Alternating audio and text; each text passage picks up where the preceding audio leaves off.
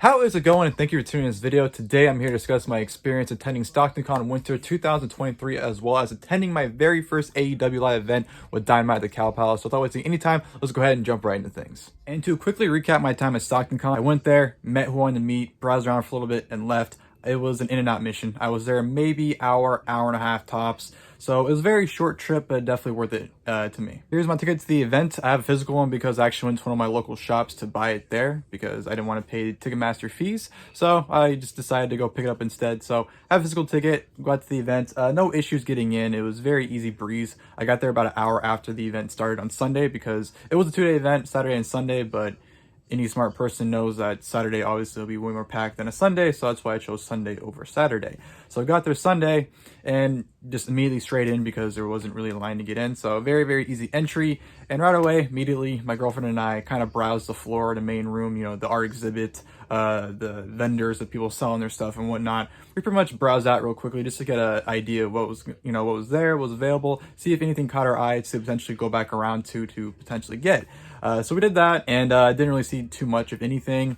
So after that, we decided to go up into the second floor, which is where the celebrities were. We went there, kind of circled around just to see everyone and just to see all the other kind of, because there's a few more tables up there as well. So we kind of browsed there. And then after that, we decided to meet one of the voice actors that I was there for. And of course, the person I'm talking about is actually the first reason I attended because he was the first of the two that were announced that I wanted to meet. So he was actually the first reason I wanted to go to StocktonCon. So of course, he would be the first one going to meet. And of course, he is none other than the voice of adult Gohan right here. Also the narrator of Dragon Ball Z. He's voiced the Ox King as well as series, some other voices and whatnot, but mainly, of course, Gohan, that none other being the Kyle Hebert. I was very excited to meet him. I've been wanting to meet him for a while now. So I was finally glad I had the opportunity to finally do so. So I went up to the booth, waited because there was one person in front. He actually had a good amount of people constantly coming to his line when I walked by and noticed. So I think a lot of people wanted to go to meet him, and rightfully so, because he was a very awesome person.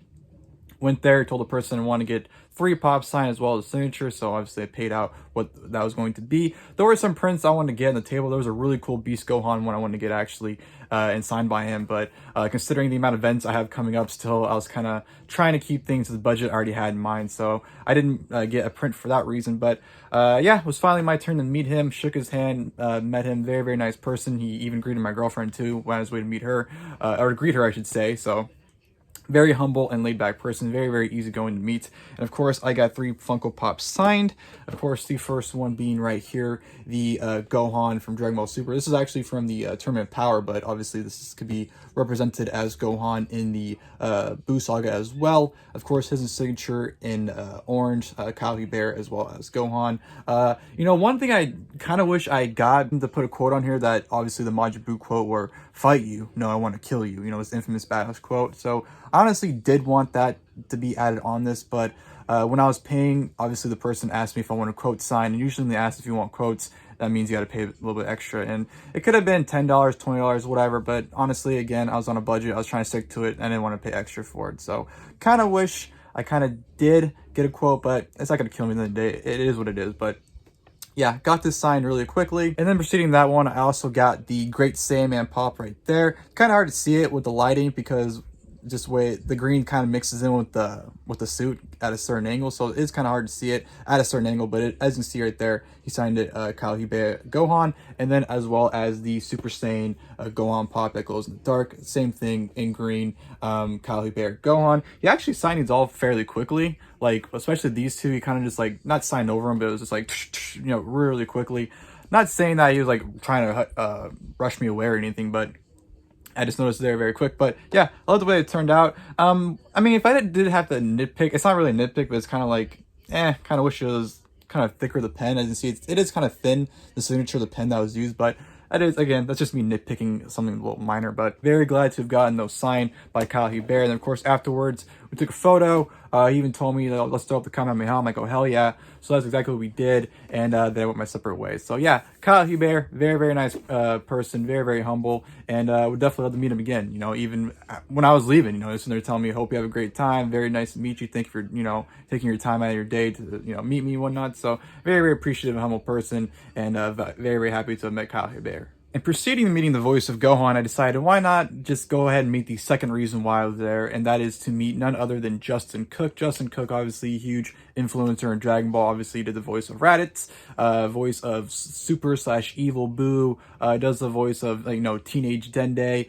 He's also a huge, part of the Funimation Crunchyroll team with Dragon Ball and whatnot. So obviously Justin Cook is a huge influential role in Dragon Ball and whatnot. So very, very happy to have gotten a chance to meet him. I actually wanted to meet him 2 years ago when I went to my first con at SAC Anime 2021. I was going to meet him after I met Sean Shamel, but unfortunately, when I was going to meet him, his line got cut off because his signing was coming to an end. So I guess they didn't want any more people getting in line. So unfortunately, was not able to meet him at that time period, but I was able to make up for it now. So I was very happy to meet him.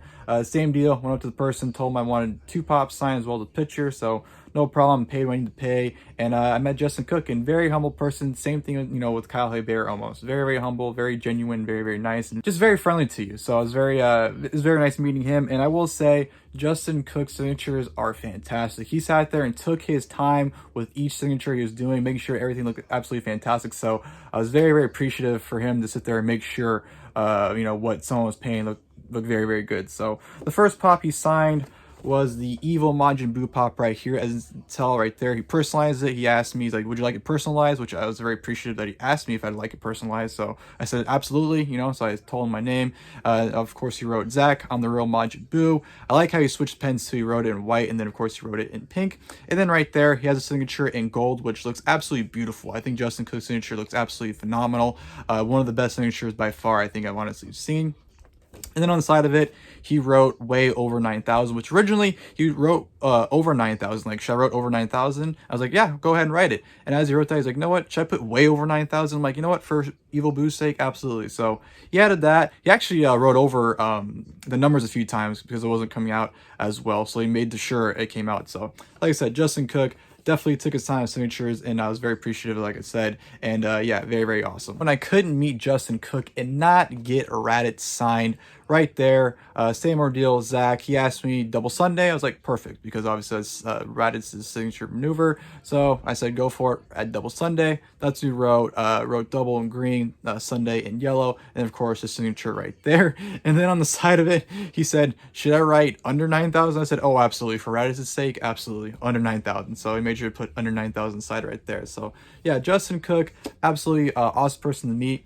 I really wish I honestly had a Yusuke pop from Yu Yu Hakusho to get signed, because obviously he was Yusuke in that show, and he did a phenomenal job, I thought. So if that pop wasn't so expensive, I honestly would have gotten it signed by him, because Yu Yu Hakusho was one of the other animes I did watch as a kid that I absolutely adored. And it's funny because I actually watched it back not too long ago, or a couple years ago, and I think the reason why I was so drawn to it is because like half of the Dragon Ball voice actors were on Yu Yu Hakusho, so I'm pretty sure that's why I was so drawn to it as a kid. Very happy to have gotten those 2 pops signed. So after I met Kyle Hebert and Justin Cook, I pretty much went back to the floor once again and circled just to make sure there wasn't anything else I was interested in buying. I won't lie to you, there were these pretty sick Legos that were made of Dragon Ball characters. Well, there are different characters too from different series, even like Marvel and DC and whatnot, the custom ones. But there's some really sick Dragon Ball ones. Like there was one booth that had like this huge ass Broly that looked really awesome, and then there's some miniature ones of like Cell and Piccolo. There's some really cool detail looking ones that I was tempted to buy, but again, sticking to my budget, I just didn't want to spend, because each Lego, like a small one, was $5 a piece. So I'm like, I don't really want to spend, like potentially up to $20 on Legos at that time. So those were the only things really I was interested in at the con. But besides that, there really wasn't anything else that caught my eye. There really wasn't any, art stuff that I thought I really wanted to get or whatnot. So yeah, pretty much did one final loop on the floor inside. That was it, and went home and called it a day. So that was my time at StocktonCon. Like I said, very brief, but it was very successful. Met the 2 people I wanted to meet. Had a great time meeting them. Thought they were great people. And yeah, definitely had a good time at StocktonCon. Now shifting gears here to attending my first ever AEW Live event. Yes, after 4 years of the company being around, 3.5, of weekly television with Dynamite, I was finally able to attend my first ever AEW Live event. So let's go ahead and dive right into things. I got to the Cow Palace probably a little after 4 o'clock after the drive. Very, very easy drive for me, by the way. It was very, very smooth for me, so I was very thankful for that. Was able to get to Cal Palace with no issues whatsoever. Parked my car and was able to go right into the arena. Went straight to the merch line because it was right where I entered the arena. It was right there, so I was able to go in there. And I was in line. I was actually able to see the ring, but I was able to see that, but all I saw was Athena's entrance. That was it. I heard matches going on as I was moving in line, but literally it was like bell rang, minute later, bell ring again because the match is over. Dark matches don't go very long. So yeah, I was in the merch line, and honestly, I've heard this several times, but seeing it in person is 100% true. The merch for AEW is absolute trash. They bring old and outdated merch. They don't even bring merch for like the top guys there. Like, I understand, like, they're on Shop AEW, Pro Wrestling Tees, whatever you want to call them. They print their shirts as they're ordered, so it's very easy to put millions of designs on the shirts. So I understand why it's a big, variety online compared to, the shows, because the shows actually bring a certain amount. But it's like, isn't it common sense to bring the top guys merch at least? Like, I felt like the main merch out there were the Acclaim, which understandable. I understand the Acclaim, but Adam Cole's shirt was there. The dude wasn't even on the show whatsoever. I think an MJF shirt, and then the other ones were like event shirts. So I was kind of just laughing at the lack of choices. Even the figures were all like figures from like, a year or two ago as well. So AEW's merch just was very, very not impressive, which I didn't really care for personally because I only go for the event stuff anyways, mainly at shows, so it didn't bother me whatsoever. So after only about 10 minutes or so, if that, in line, I feel like I was in there very, very quickly. Finally, it was my turn. Got my merch right here. As you can see, the AEW bag. I only got one thing, and it was the only thing I carried to get. In the AEW Dynamite I Was There shirt, as you can tell right there, I got the Dynamite logo as well as a bunch of the main people on the roster. And then on the back side of the shirt that says I Was There, AEW Dynamite. Nothing special about it, just a generic AEW Dynamite I Was There shirt. But, again, if you've been watching my videos for a while now, you know that I always like to get the event exclusive shirts, especially ones that say I was there. So, attending my first ever AEW show, it being Dynamite as well, I felt that was appropriate to get it. And that was the only thing I got at the merch table. So after that, I went straight to my seat because I still had about 15 minutes before Dynamite started. So I figured, why not just finish out the, dark tapings and then wait for the show to start. So I went to my seat, and man, controversy about me even getting a seat, apparently. So I go there, show my ticket, say, where's my section at? I get pointed to it, so I'm like, okay, cool. I go there, go to my section, row, I should say, in that section. And as I'm going to my seat, I realize, this entire row is filled, and I'm not sitting in my seat. So obviously something's going on. And I go to the person that's sitting in my seat, and I go, I have seat 3. I kid you not, this person just no-sold me. Like, they're just like ignoring me, like I don't exist. I'm like, hello. And the person next to them noticed, and they're like, what's up? I'm like, oh, I have seat 3. They're like, nah, these are our seats. I'm like, well, no, this is my seat. And of course, the person that pointed me to the section saw that I was trying to get there and someone was there, so they quickly came over and was trying to come up to understand what's going on. Long story short, the people that are in my seats, because it was like a family. I had row D and they had row B, so essentially they were in the wrong row. They're actually 2 rows further back than they were supposed to be. So that was the case for them. So they ended up leaving and then ended up sitting down. And then after that, a guy came up to me and said, "What do you have again?" Because when I first initially went into the rows, I didn't know if the seats at the end were the 1 or the end seat. So I had to ask him what number he had, and he told me, of course, they were the end numbers. So I had to go to number 3, which was towards the other side. So as I was sitting there, he goes, "What did you have again?" I said, "Oh, I had, seat 3. He goes, "No, I have seat 3, row D." I was like, "No, this is my seat. They just told me to come here." And he's like, "No, this is my seat." And he wasn't rude or anything about it. He was just like, "Whoa, now that you pointed it out, like, I realize this is my section." Then the person comes over again. They're like, "All right, what's going on?" Long story short, I had section AA, right? And the section they pointed me was section A. So I was a section off. I was 1 section over, which is actually on the floor. And that's where my seat was at. So they ended up pointing me to my correct seat, which I didn't mind. It was all the way on the floor towards the back, but I had a clear view of the ring. I could still see. I'll put a picture, obviously, of my seat up. And yeah, that was my seat originally, right there. So I was like, whatever, it is what it is. I still had a good view. As long as I could see what's going on, it's all mattered to me. So that was my seat for the first 15 minutes of the show, because I might as well talk about it now, because I don't want to wait till I talk about the match, because I want to focus more on the match more than anything. After the first match, right as the ladder match is about to start, the security, not security, but the people working the event said, hey, we're actually going to move you to a better location so you have a better view, because where my section was at, it was literally me and like 4 other people that are in that section. So they're like, we're going to move you. And so I'm like, all right, that's fine with me. I'm not going to have any complaints. And they literally move me and the 4 other people that are in that section right behind the production team, like right where they're, had like the main camera, right where the entrances and everything.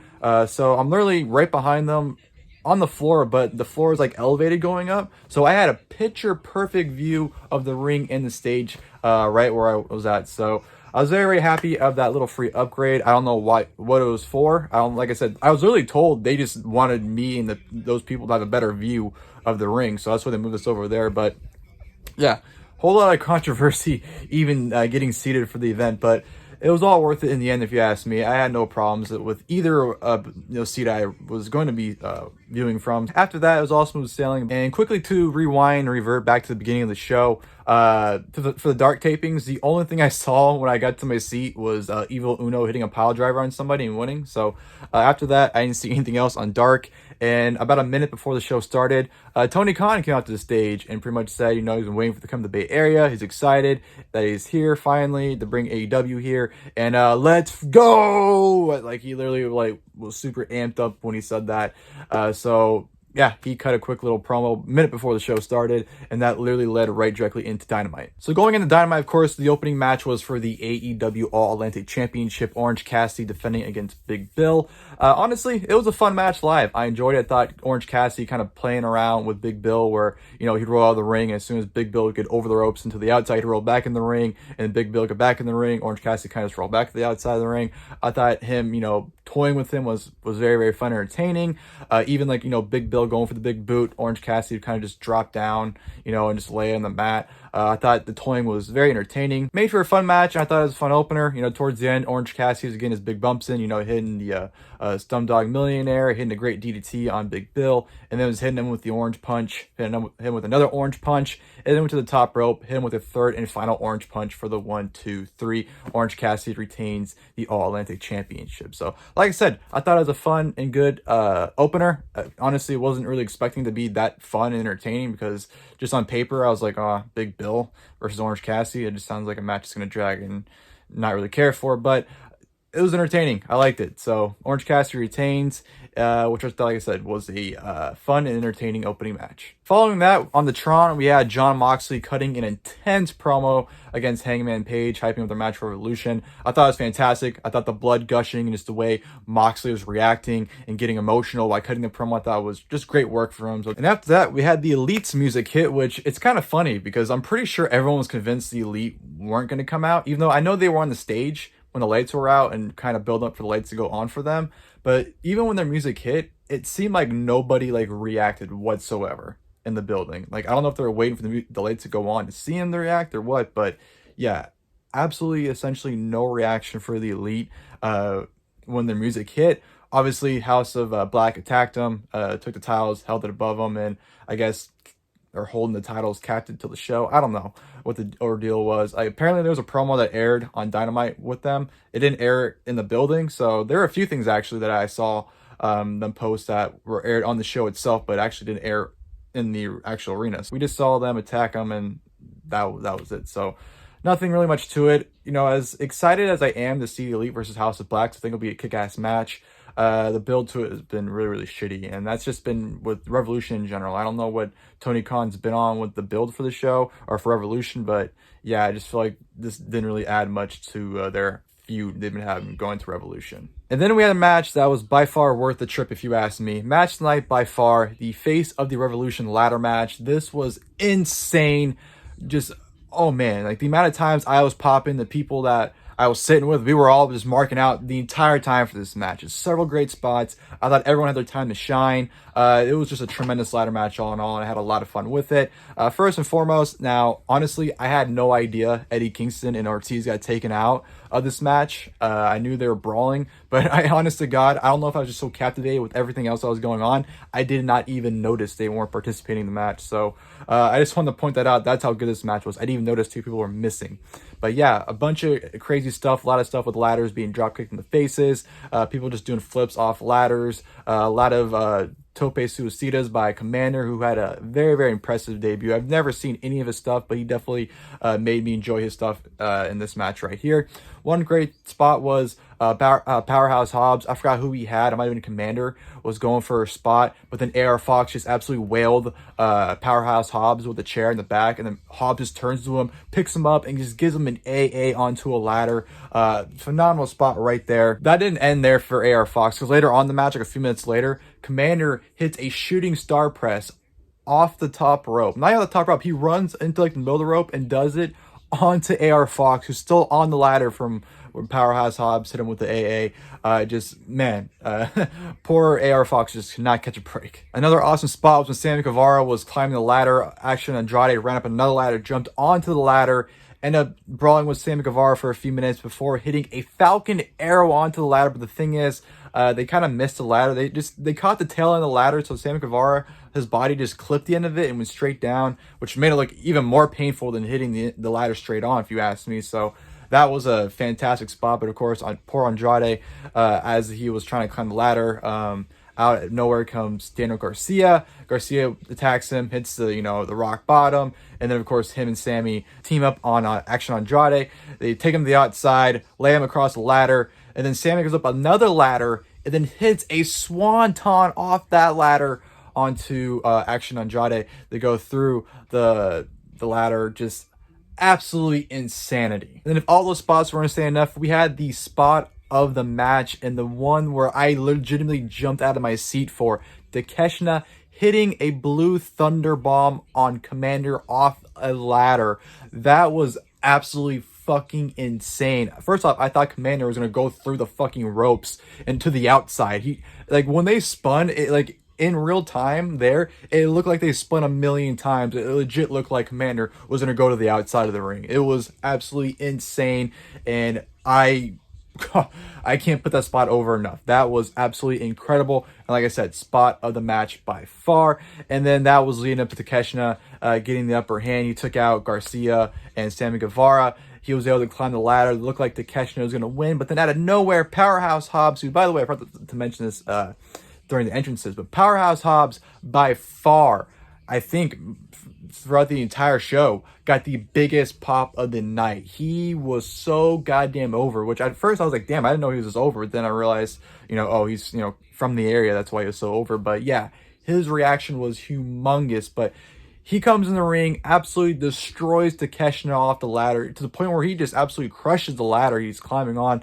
He actually had to kind of snap it back in place. The referees obviously were holding the ladder down, which I know a lot of people hate when the referees hold the ladder down, which I can understand. It's kind of annoying, but at the same time, I understand it completely. They want to make sure the ladder is safe and content. But to me, it's kind of like, I don't know if you can get better ladders, maybe that are more stable than the ones you have. Then I don't know what you can get to be a solution. But Powerhouse Hobbs wins the Face of the Revolution ladder match, and of course will receive a featured TNT title match, which makes sense because obviously Samoa Joe and Wardlow, they have a match at Revolution. That was a triple threat back at Full Gear with Powerhouse Hobbs, and then obviously Hobbs is getting the winner of that. So it makes perfect sense.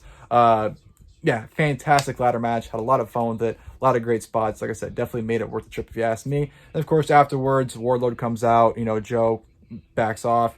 Hobbs is just sitting there enjoying, Wardlow go crazy, throwing security guards. So yeah, all in all, like I said, fantastic match. After that, we had Renee Paquette backstage with Best Friends announcing that they are no longer going to be taking place in the Casino Battle Royal because they are injured, but in their place will be Danhausen and Orange Cassidy. And as soon as they fucking announced that, I was like, please, God, no, don't have them win. And well, we'll get to that later on. So, which followed up with Chris Jericho taking on Pretty Peter Avalon. Jericho coming out, everyone's singing his theme, of course, and then Jericho immediately shits San Francisco and talks shit about everybody there and just completely being a dick heel, which I thought was great. The match itself was very, very short, which it should have been, but it was fun for what it was. I thought Peter Avalon had an enjoyable little showing against Jericho, hitting suicide dive on the outside, getting the upper hand, hitting the DDT. But I don't want to say his cockiness, but him, getting the upper hand, and Jericho kind of got to him to the point where he left the opening on Jericho. Jericho hit the code breaker for the 1-2-3 to defeat Peter Avalon in a matter of minutes. So yeah, like I said, for what it was a fun little match, but nothing to it. Afterwards, Jericho Appreciation Society come out. They beat down on Avalon. Ricky Starks come up and make the save. they beat down Ricky Starks. Jericho hits him with a bat, and yeah, just building more towards Jericho and Starks. Ricky Starks, very, very over, by the way. Everyone was training for Ricky, so fun little match with Jericho and Avalon, and, you know, fine little post segment with Jericho and Appreciation Society taking out Ricky Starks. Then once again on the Tron, we had another promo, but this time with Hangman Adam Page talking about his match with Moxley, again with the Texas Death at Revolution. Not as good as Moxley's, but it was a fine promo. Nothing much to it, nothing significant, but I thought Hangman, you know, cut a pretty good promo. And then back to the ring, we had Renee Paquette, who was ready to interview Christian Cage. It was awesome to finally hear his epic TNA theme live for the first time. I've only ever heard his WWE theme, so to finally hear that epic TNA theme of his was just amazing to hear live the first time. So he comes out, garnering great heat. Christian's always been great at getting heat in any type of way. I thought he cut a great promo, gaining some heat. Everyone just chanting "shut the fuck up." Just it's always great to see Christian, and especially as a heel, I think his heel is by far his best work, and he continues to show it here. But obviously challenged Jack Perry to a match at Revolution, which obviously has been confirmed as a no holds barred match. But yeah, I cut a promo, and then we go to the Tron, which was Jack Perry digging a grave for Christian Cage. So yeah, hopefully that is a fun match. Great promo, I thought, by Christian. We had Hook taking on Matt Hardy for the FTW title. Not much to talk about here. Ethan Page was getting involved with Stokely Hathaway's cast, hitting Hook with it, letting Matt Hardy get the upper hand for a little while. Matt Hardy went for the twist of fate, but Hook was able to transition into the red drum. Matt Hardy taps out immediately, so that was that. Nothing more to say about that. Very, very short and sweet. Toni Storm came out next to take on Riho. It was nice to see Riho again. She's been gone for a while now in AEW, so to see her return, it was very nice. Her and Toni Storm overall had a pretty good match, I thought. Wasn't anything special, but for, you know, in terms of AEW's women's match quality, I thought it was fairly good. Back and forth from both women. You know, Toni Storm was able to get the upper hand for a good portion of it. Riho was able to get some spots of opportunity to get the upper hand on Toni Storm, until, of course, Saraya was getting involved, and I think super kicking or just hitting Riho, which of course led to Britt Baker and Jamie Hayter coming out. So yeah, just overall, the booking of AEW's women's division is just a turnoff to it as a whole, just because of how bad it is. Like, just the finish was so stupid to me. So finish comes, Toni Storm has the win. She has her in the Texas Cloverleaf ready to tap out. But then, you know, Britt Baker jumps on the apron, and for whatever stupid reason, Toni Storm breaks it to, you know, run at Britt Baker to knock her down. But of course, as she does that, Riho rolls her up in 1, 2, 3. Riho gets the win over Toni Storm like that. And to me, I'm like, why do people have to look so stupid? Like, you have someone in a submission, and you're distracted by someone who's not even in the match. Like, don't even worry about them. Like, I don't know. To me, just stuff like that just is so stupid. And the whole women's title storyline has just been stupid in general to me as well. So whatever. But obviously, it led to a huge brawl between Saraya, Ruby. She ended up coming out, and Jamie. You know, to the point where people backstage had come out to tear them apart. So yeah, didn't really hype me up for the match, and honestly, I don't really care for the match anyway. So yeah, it was what it was. And then, of course, that led into the Casino Tag Team Battle Royale, which I will say, because I'm not going to go over everyone that was in it, all the eliminations, everything. It was a fun match. It was enjoyable. It just got to the point where it's just so many guys at the ring at one time. It was just kind of hard to keep track of what was happening because there's so much action. But there were some good some good spots. I thought Lucha Bros looked great. Aussie Open had a really good showing as well. The one spot I really loved in this match, and it was just an awesome spot, it was with Rush's elimination. It was when I think it was Darius Martin. It was just a simple drop kick to him, but it was so fucking loud, and it was such a great drop kick. Rush went flying out of the ring. It was such a great spot. I thought it was awesome. But yeah, just overall a solid battle royal. Not much to it. Again, though, the fucking booking, man. Like, why did it make people look stupid? So Dark Order got eliminated. Towards the end of it, they come back out and brawl with Claudio and Wheeler, and they're fucking stupid and fall for it. So Claudio gets thrown out because of it. So does Wheeler, Yuta. So they both get eliminated because they're distracted by goddamn Dark Order. So I'm like, way to make people look stupid. And then another interference is when goddamn Sterling, Woods, Nice, and Daivari come out, and they start attacking the Lucha Bros, which ends up letting them get eliminated. It's just, I don't know. I don't know what the hell Tony Khan is thinking it was booking, but I will say, I had a kid behind me that was just marking out the entire time for this match. So it was And he knew everyone too. This kid was a complete mark. He knew everybody. He was like marking it out for certain people. So he was just as entertaining to watch, honestly, as the match was. So reminded me as my days as a kid. So overall, the match itself, like I said, it was fun. But it came down to it. The Butcher and the Blade came down with them taking on Orange Cassidy as well as Danhausen. And of course, as they're trying to eliminate Orange Cassidy, Danhausen came out of nowhere, eliminated both the Butcher and the Blade. So Orange Cassidy and Danhausen advanced to Revolution. I don't really care for them as a team. I don't care to see them in the tag title match. So, I just didn't care for it. But as ridiculous as that tag title match Revolution is, because it's completely random as shit, it makes no sense, I think it'll be ridiculously fun. But of course, afterwards, Jeff Jarrett and Jay Lethal come flying down to attack them, which leads to Acclaim to come out to help them. So they clean house, and that's that. So, and then we go to the main event segment, which was like 5 minutes long because I don't know what it is. Toni, bro, you've been doing weekly TV for 3.5 years now. How do you not have your timing down by now? I don't understand how, like, every week still has timing issues with things. I just don't understand it. But yeah, video package for Danielson and MJF. Danielson comes out, and there's literally like 5 minutes left in the show. So I'm like, okay, this isn't be very long. Somehow, Bryan Danielson, because he's fucking amazing and fantastic, one of the best wrestlers of all time, he cuts one of the best 3-minute promos of all time. You know, great reference back to his promo when he first came back, the Fight for Your Dreams promo. He referenced that heavily in this one. Tore MJF apart. You know, he came out to try and tear Danielson apart, but Danielson pretty much called him out and being a big giant pansy and tore him a new one on the stage and pretty much told him, hey, if you need to nut up this Sunday, I'm going to kick your fucking head in. And I popped huge for him saying that. Everyone nuts for him saying it. And that was pretty much it. Fantastic promo, like I said. Great stuff. That 3-minute promo sold me on this match more than anything else.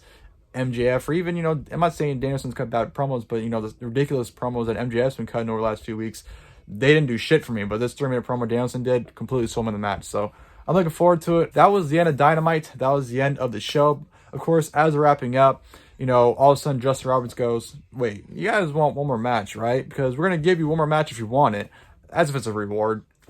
And then Tony Khan comes back and says, you know what? Since you guys have been great, we're going to give you one extra match. And of course, they're changing the ring apron. I'm thinking, why if it's a dark match? Because it's a literal dark match. They were taping a match, I'm assuming, for Dark Evolution, because, or Evolution, what the hell it's called. They changed the apron, changed the Tron, and it was the Acclaim versus the Work Horsemen, I think they're called, JD Drake and Anthony Henry. The funny thing about, or the entertaining thing about this was Max Caster's rap, where he referred to them as the meth version of Drake and Josh. I thought that was a great insult to them. But, you know, I figured, honestly, I was going to stay for the match, but I figured if it's going to be a few minutes, I might as well just stay for it. And it was only like a 5-minute match. It was, you know, Acclaim getting their stuff in, getting heel worked on a while from the Workhorsemen, then of course in the hot tag towards the end, and the Acclaim get the victory. So it was a short match, so I figured I'd just stay for it, because Logic was like, I'm just going to leave. But I was like, a few minutes can't be harmless. And then, of course, afterwards, Acclaim cut a promo to send everybody happy, you know, which left Billy Gunn grab the mic saying, you're not down with that, we got 2 words for you, suck it. So, yeah, Acclaim send everybody home happy. And that ended my time at the Cow Palace for AEW Dynamite. Overall, coming out of it, I thought it was a very fun show. I had a great time attending Dynamite for the first time. I thought the show flew by, especially the first hour. The first hour felt like a snap of the finger. It felt like it went by just like that. And it was blink of the eye almost. But then we get to the second hour, which I'm not saying the show dragged on, but you can definitely tell it wasn't as strong as the first hour. You definitely kind of felt like, okay, now things are calming down, you know, kind of just chilling now, opposed to the first hour was kind of like, oh, you know, we're going balls to the walls, 100 miles an hour. Oh, okay, now we're chilling at the speed limit. Okay, that's what it kind of felt like going in the second hour. So, yeah. Definitely was a great first time at AEW. Can't wait to be going to the upcoming shows. I still have Rampage to go to, as well as Revolution this Sunday. Then, of course, I'm going to Dynamite once again, as well as the taping for Rampage for that week next Wednesday. So I got 3 more AEW shows to look forward to. I think they'll all be fun at least, so I'm looking forward to it. And that'll do it for this video. Hope you guys enjoyed it. If you guys did, please feel free to leave a like below. And of course, until next time, I'll see you guys, and thank you guys for watching the video.